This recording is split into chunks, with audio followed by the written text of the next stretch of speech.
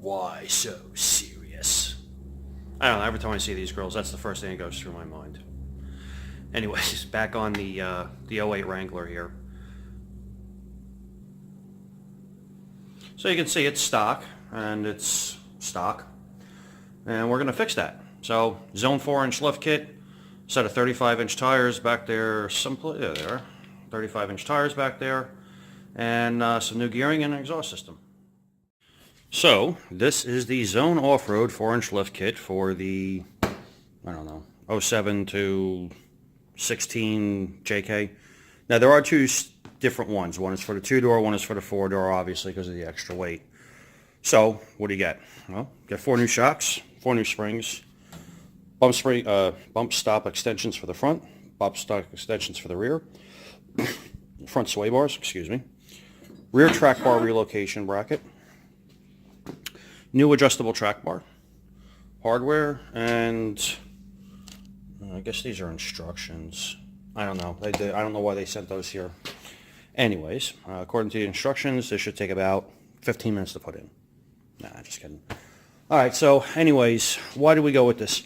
Well, quite simply, there are cheaper options out there, but looking at some of the reviews and talking to other people in the Jeep community, they ride like crap. They're good for like the first 1,000 or 2,000 miles, and then after that, yeah, they kind of just get really stiff, and and actually I've had a couple of trucks in here where rear springs have already started sagging. I'm not going to mention any company names, but just look on the bottom end of the price points and you'll know who I'm talking about.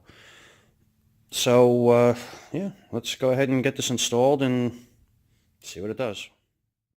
Alright, so now that the Jeep is jacked up, supported by the frame, we got plenty of room to disconnect everything, let the axles drop, put in our new springs, some brake line relocation kits, and a new adjustable front track bar. Now, again, you're going to hear me say it. Now's the time to do some PM.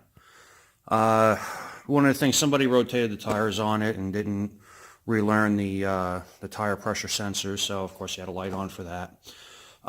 His brakes are getting worn, but we're not worried about that because we're going to be putting on a new set of power stop brakes, rotors, drilled and slotted rotors front and rear, and brake pads. And when we get done, everything should be good. This is also the time you want to go through, start checking things like your tie rod ends, sway bar end links, control arm bushings, especially if you got some mileage on your Jeep, and especially if you actually use your Jeep. You're going off-road, you're bouncing off of rocks or curbs when you're at the mall, showing off for your friends. Now's the time to go through and take a look at everything, and while we're at it, we're also going to completely flush the brake system. The fluid's about as black as those springs right there. So we're going to put, flush all the fluid out, and everything should be absolutely perfect when we're done. And again, it's one of those things. This is not a review. This is not a how-to. This is just my experience installing these particular products. If anything comes up that you guys need to know about, I'll be sure to add it in. Alright, so like I said, if there's anything of significance, I'd come back and let you know. First and foremost, shock removal tool. Not a shock removal tool, shock removal tool. Got it? If you got mileage on it, you're never going to, the bolts are way up here. Nuts rather, you're not going to get them. The other thing, you're going to need some specialized tools, unless you just enjoy doing things the hard way. But right there, where that square hole is, has to be elongated all the way back to here. So you're going to need a die grinder with a carbide bit. That's going to make it go the easiest. You have to do it on both sides of where the lower control arm goes. It goes towards the rear. It's all laid out in the instructions very clearly. I will give them that. But if you think you're going to do this in your driveway with just hand tools, no, you're really not. So, I'll be back. Kind of screwed the pooch on that one. I forgot to do the rest of the videos on doing that suspension install. But here's the thing. It is so simple. There's really not a whole lot I'm going to show you. You're not going to figure out as you're going along. Just pay attention to the instructions. In particular, the order of assembly when it comes to doing the rear track bar relocation kit. It's actually a very, very simple system to install.